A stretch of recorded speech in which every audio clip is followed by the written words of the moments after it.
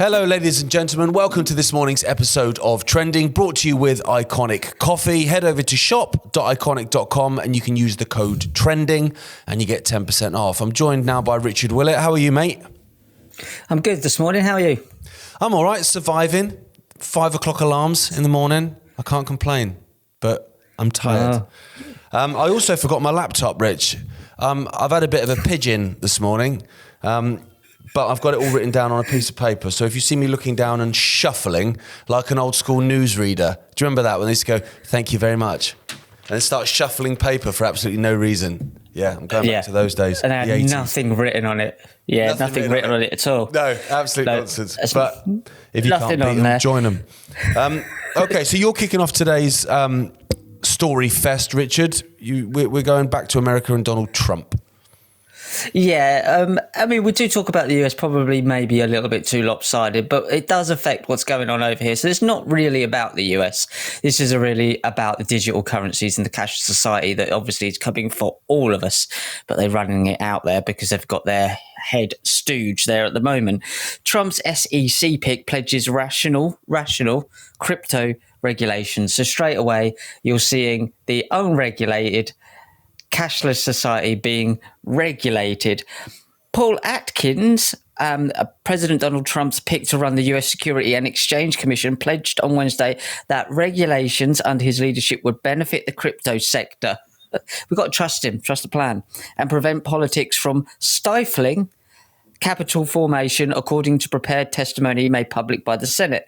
So basically, they are starting to regulate the unregulated cashless society that is totally different from central bank digital currencies. Totally different. It's just a different set of fair regulations. And the reason why you might want to do that is because incoming SEC chairman Paul Atkins owns up to 6 million in crypto related assets, though no but Bitcoin. So nothing in Bitcoin.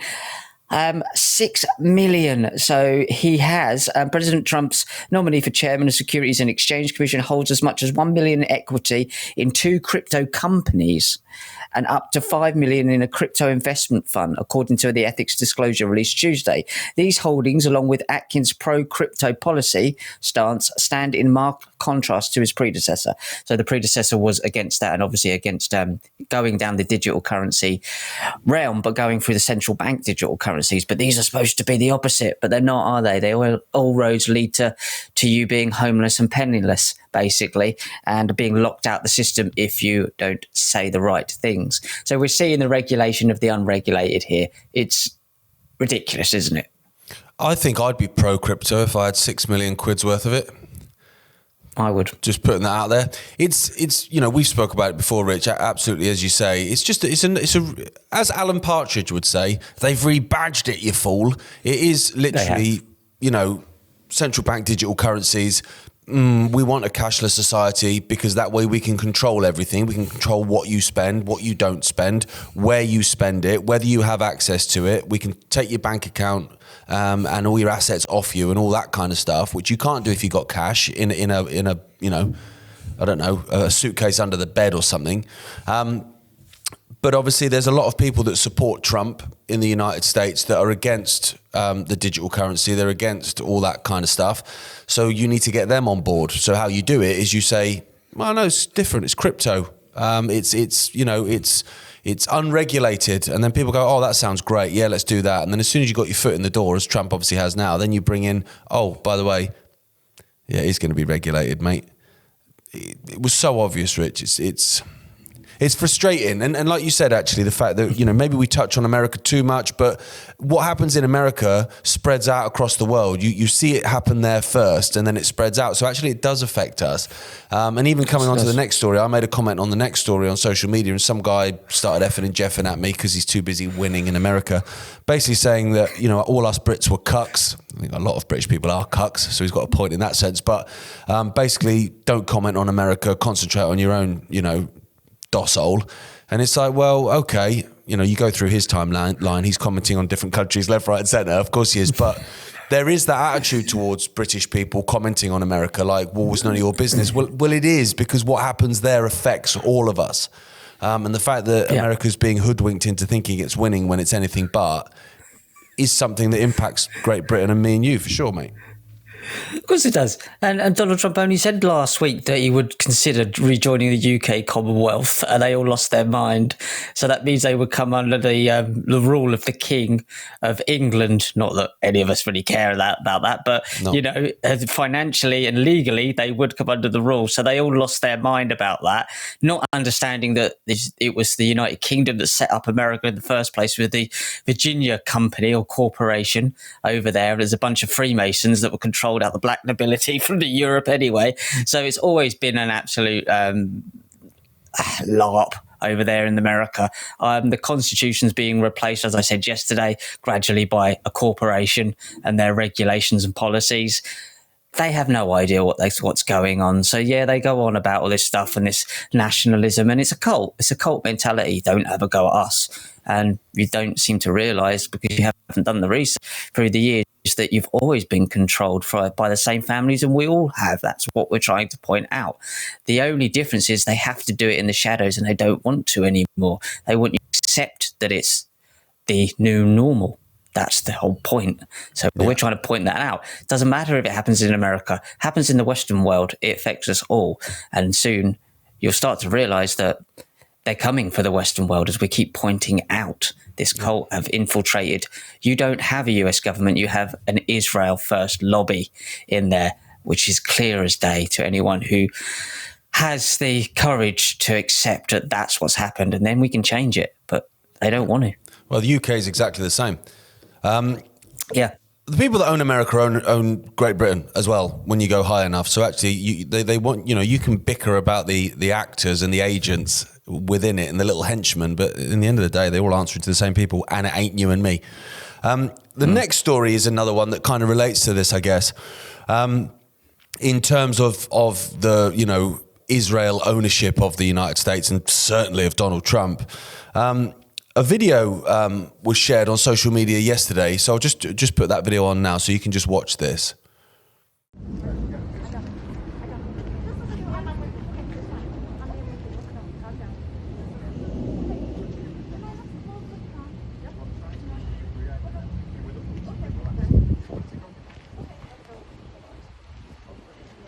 You guys covering your faces? You want to take those masks off?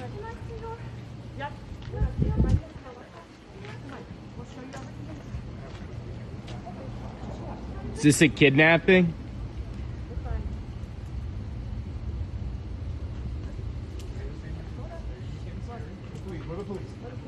Yeah, you don't look like it. Why are you hiding your faces?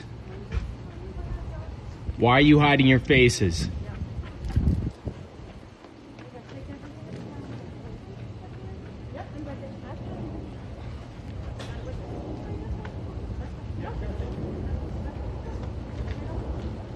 Can I see some faces here? How do I know this is the police? Seems like bullshit to me. Certainly looks like it.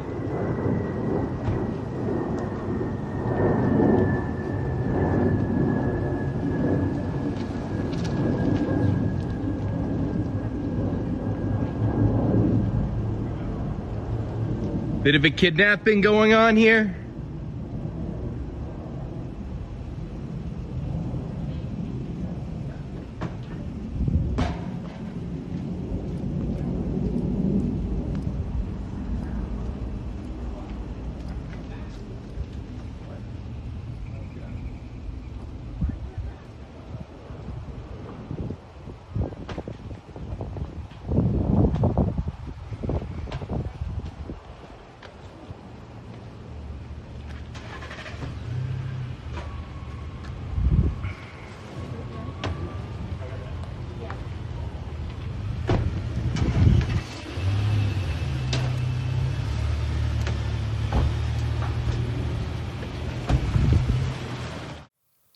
Now, what you're seeing there kind of looks quite strange. You've got a university student on her own. She's being surrounded by masked men and taken away and bundled into the back of an SUV. You'd look at that and go, oh, mate, have you seen this? What's happening in Russia? Have you seen this? What's happening in China and North Korea? No, that's in the United States.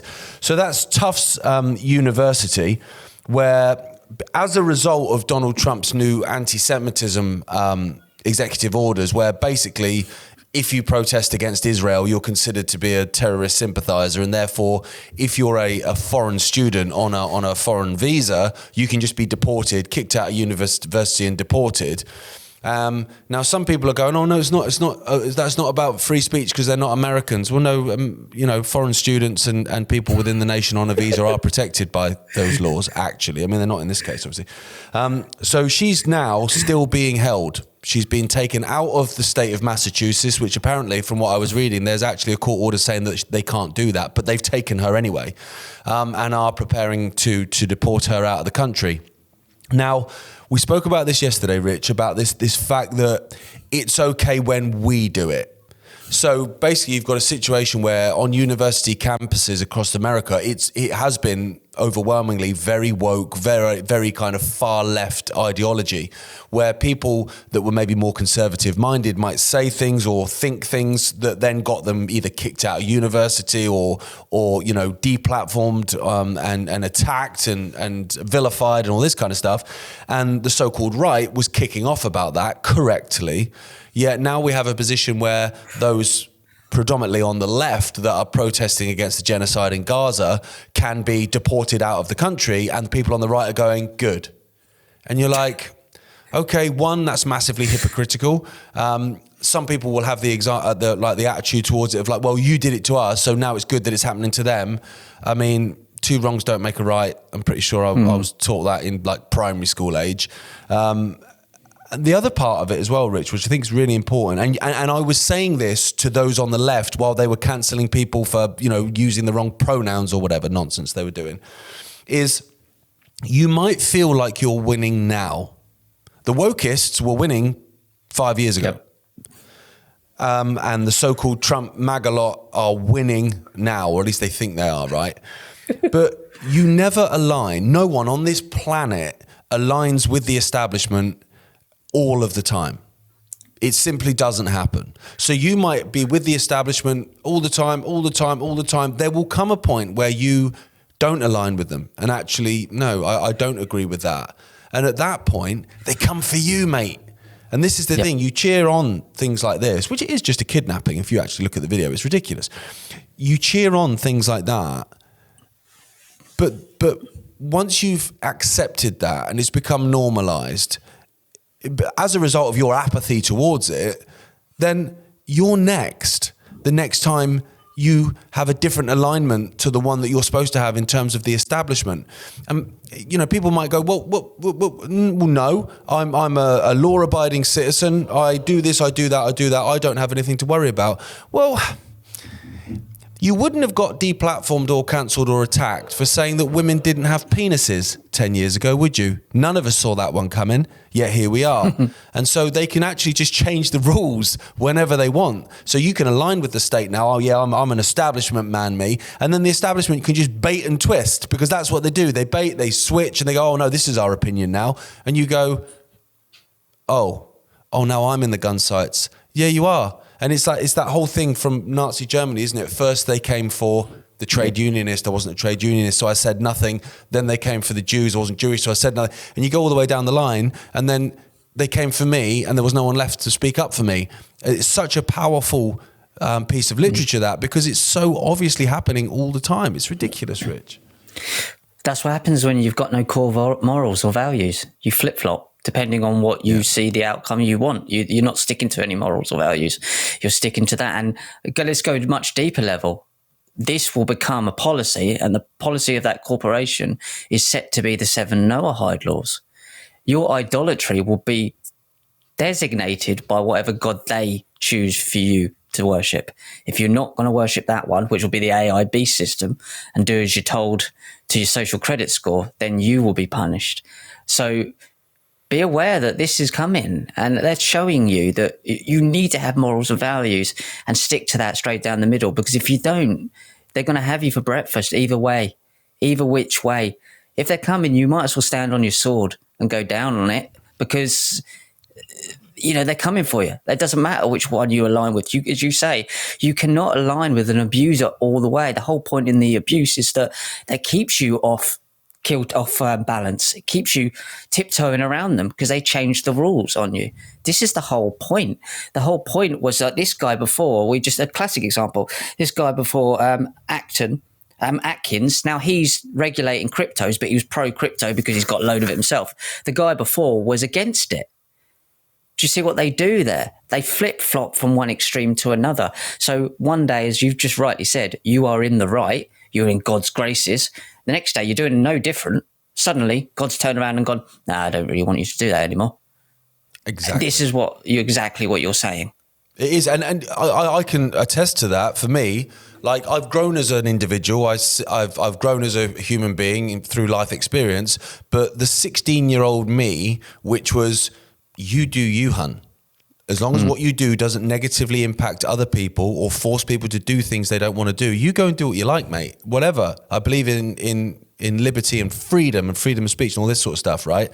Now, when we spoke about this before. My nickname was Swampy, right? If anyone, he was an eco activist, right? When I used to play ice hockey as a kid, they used to call me Swampy. I mean, granted, I had greasy long hair, but that was my attitude, was very much you do you, hun. It was a real liberal attitude.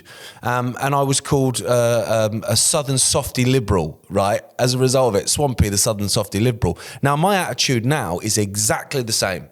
It's not changed in that sense. I'm a free speech absolutist. I believe that you should be free to do whatever you feel fit with your life. It's your life, as long as it doesn't negatively impact or affect other people, and go and encroach on their free will and their freedom to live their lives, right? There's the rub, Gaz. I'm far right now, though, Rich. But my attitude's the same as it was when I was a southern softy liberal, and that's what you're saying, isn't it? That actually the Overton window moves to such a point that you unless you're a flip flop that just goes with it, unless you're Russell Brand, then essentially they're going to come for you eventually. Yeah, it's the same way of trying to find your way around a maze. You go left, you go right, you still don't know where you're going, and you go round and round in circles. They're changing the walls in the maze as you go. They're removing them. It's scrabble scramble. You're all over the place, and that's the point. Just go, I'm not going to play your game. This is who I am. This is what I believe. And regardless of what nonsense you come out with, I'm going to stick to that. And that's the issue, as you said, as long as you don't hurt someone. Well, they're deciding the rules of that now. Apparently protesting against global genocide and genocide of children with their legs blown off and murdered is now an offence. What sort of topsy-turvy inside world, out world do we live in? You're rebranding protesting against children, men and women being absolutely ethnically cleansed as pro-Hamas. Like that, and anybody with a thimble of common sense knows that's not what you're protesting against. But they're changing the labels and the rules. So the best thing you can do is find your morals and stick to them and let them do what they want to do. Because if enough of us do that, they don't have any power. It's the flip-flopping that's keeping you off kilter. You need to stand your ground. 100%. And that comes with people online as well. Like the guy saying, stop commenting on America, stick to your own stuff. No. Exactly. Okay, thanks. No. Right, let's continue. Okay, next story then, Rich. Religion, we've spoken about this before. It was kind of everything hundreds of years ago. Then it was nothing, and now it's back. Again, flip-flopping. So this is the one. This is really interesting to me because the research I've been doing lately. Secret CIA files claim Ark of the Covenant has been found. The timing of this story with what I'm talking about with the messianic stuff is probably far more important than the story itself. And people are putting this out saying they've found the Ark of the Covenant. When you actually read the story, that's not what it's telling you at all. But it's the timing of the release of the files of saying we've found the Ark of the Covenant. People have found it. It's a real thing. Trump's got a replica, if there ever was a real one anyway, in Mar-a-Lago. You can find a picture of that if you fancy on the internet. The location of a chest believed to contain the Ten Commandments has long been a mystery, but CIA documents claims the Ark of the Covenant has been found. Sort of, when you read it. According to the Bible, there you go, good start. The Ark of the Covenant was built by the Israelites shortly after they fled Egypt around the 13th century BC. Moses then placed the Ten Commandments inside. This was a box. Ark means electricity. Is the ark between the two. Cherubim seems to be a way of communicating with their God. Only certain people, perhaps of a certain bloodline, and this is mythology, again, I'm not saying this is actually true, but maybe there is something to it with the Rh negative bloodline, were able to use it without basically frying themselves and touching the seat bit there. So the report details one of these tests were remote viewing. So remote viewer number 32 was given coordinates to locate a target, and they described the Ark of the Covenant hiding in the Middle East. Hiding, like it's done it on its own. So don't find me. Quite big as well, the Middle East. It's quite vague. Very vague, yeah. Somewhere out there. Some historians believe the Ark of the Covenant was originally kept inside the Holy of Holies, the innermost chamber of the ancient Temple of Jerusalem, which there is no evidence ever existed at all. The Wailing Wall is an old Roman thought. Before it disappeared during the Babylonian sack of Jerusalem in 586 BC. So this is just reconfirming that all of this stuff is actually true. When you can tell with the biblical stuff, even if you believe in some of it, the flood was the flood of Gilgamesh. Moses was King Sargon, put down the river. All of these elements of other stories have been blatantly placed in some of these other narratives. So we have no evidence that these people actually existed or not, but apparently a remote viewer has now found the Ark of the Covenant, and it was in the CIA files from the late 1980s. The target is a container. The container has another container inside of it. This is what the guy said. The document states, the target is fashioned of wood, gold, and silver, and is decorated with a 6-winged angel. He's just gone, I'm going to go in there and I'm going to describe the Ark of the Covenant and see what happens. There's no evidence, and they didn't find it.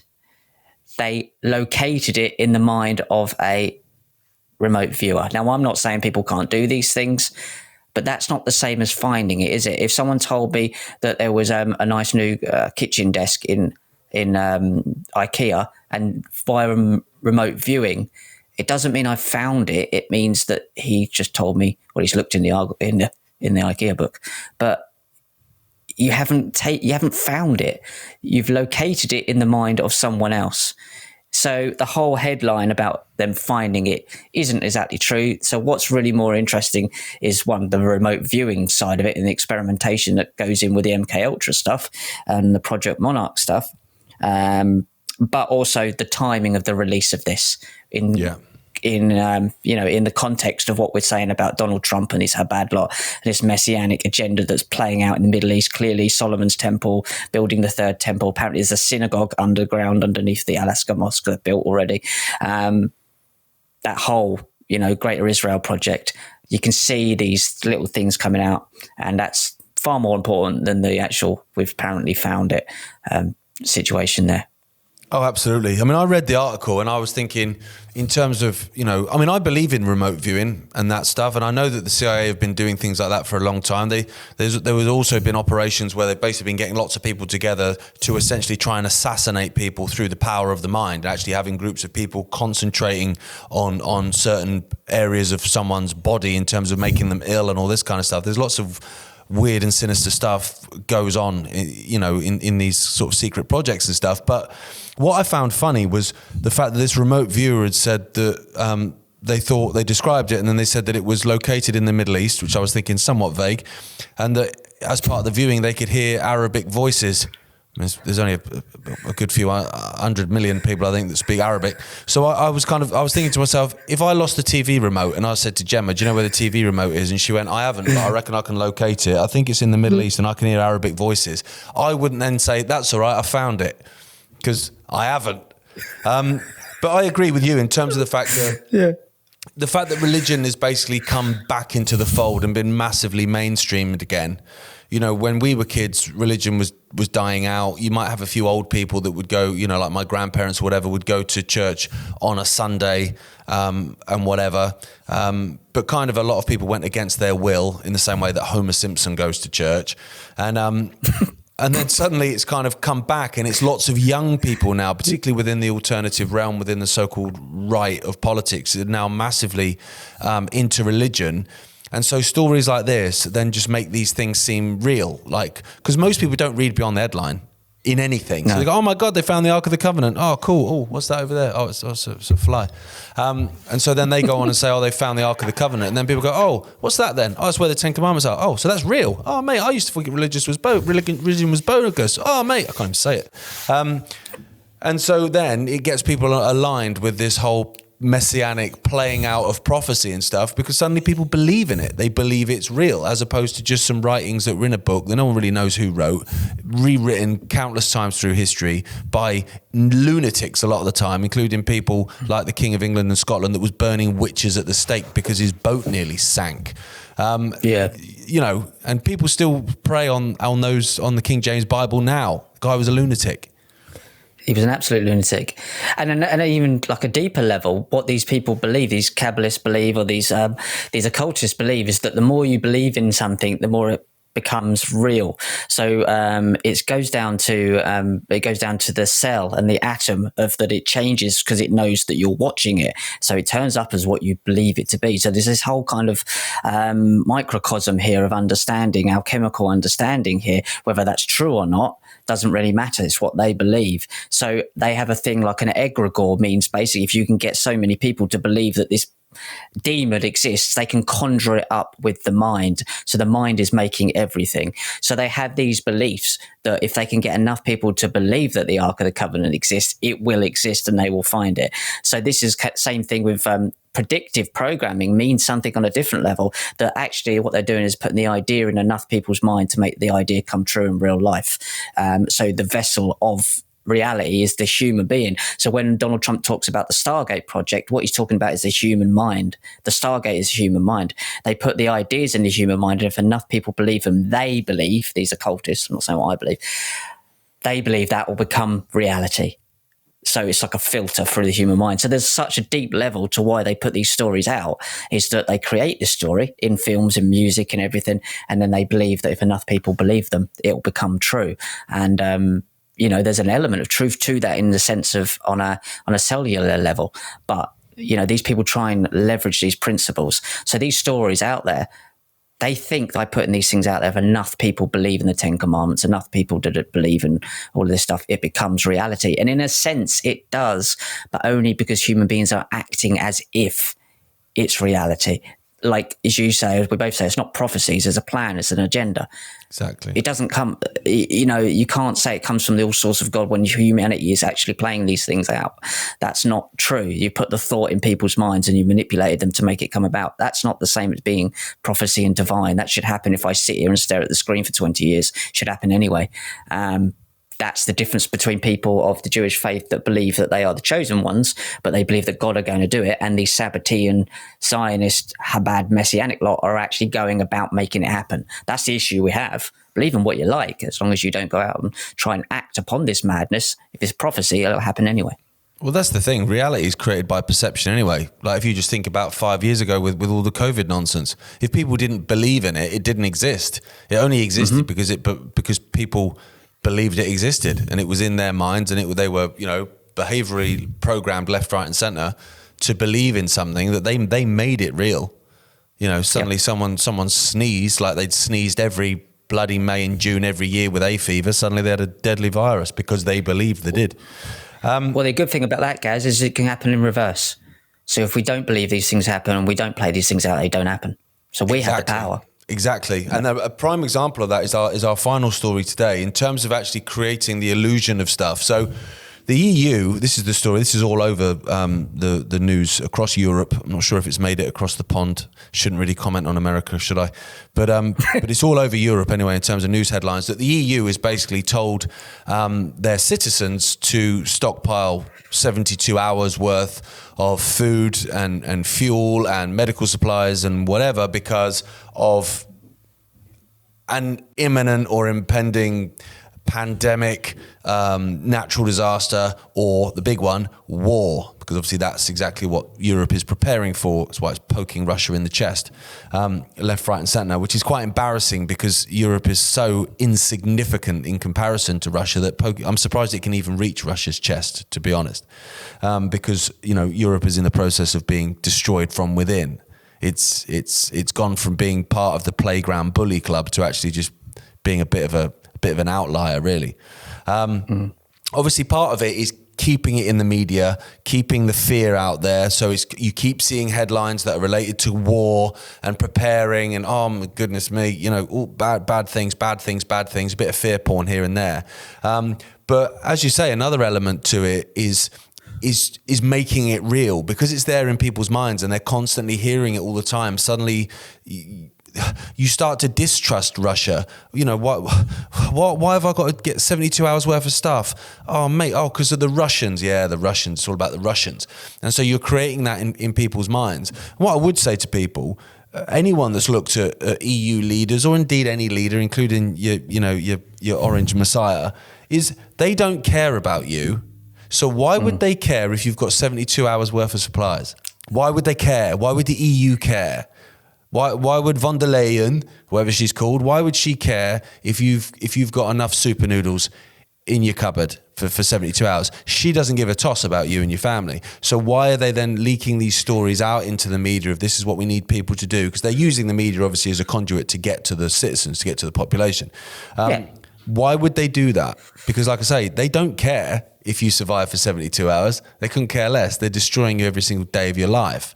So the fact they're leaking these stories out into the media is for a reason, and I would say it's for your perceptions. They're after your perceptions.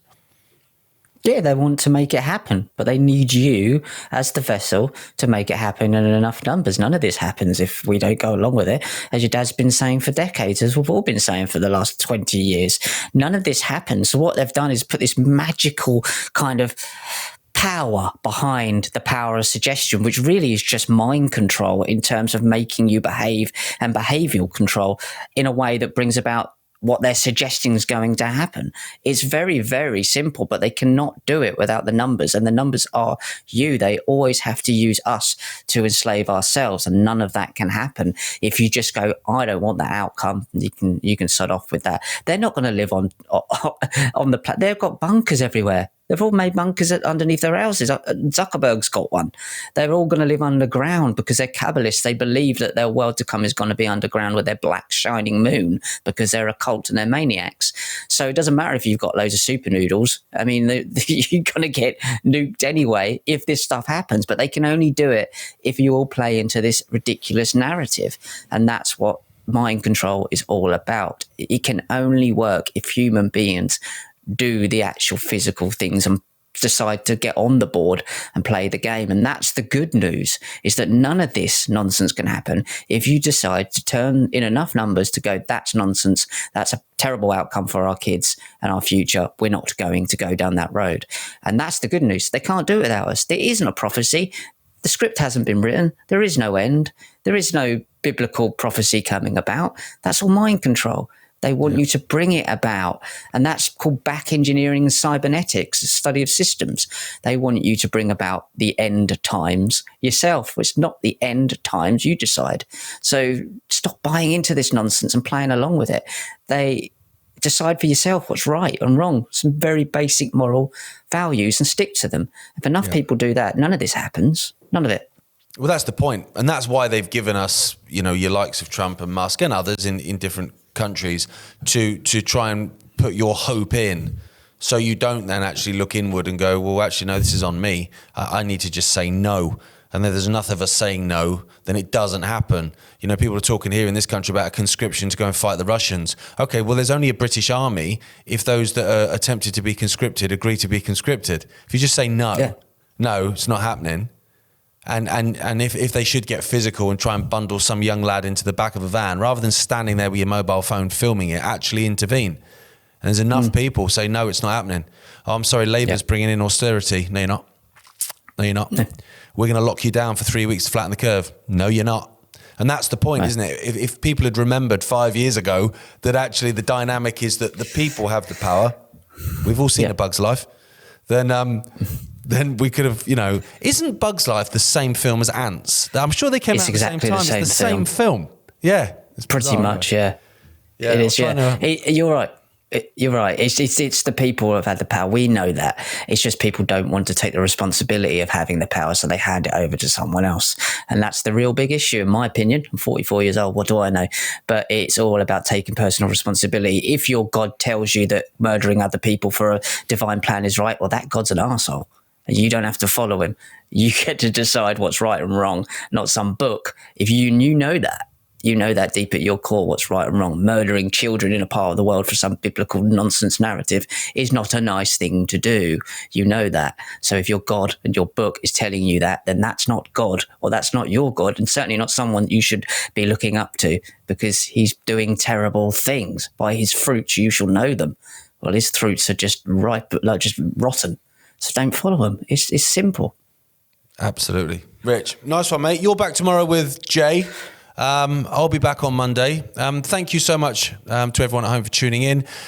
Today's trending, like all trendings, was brought to you in association with Iconic Coffee. Head over to shop.iconic.com, use the code trending, you get 10% off, and any profits made from that gets chucked back into the channel so we can try and bring you more messianic nonsense. Take care, Rich. Be safe, mate. See ya. See you later. I'm just going to go off to preach the word of the good Lord on the streets. Do it, mate. And the dustbin men have just arrived. The dustbin men have just arrived. Well, at least you're not in Birmingham then, mate. There's been how many months since they've had the rubbish taken? Labour councils, mate. Gotta love them. Take it easy. See ya. See you later. Bye.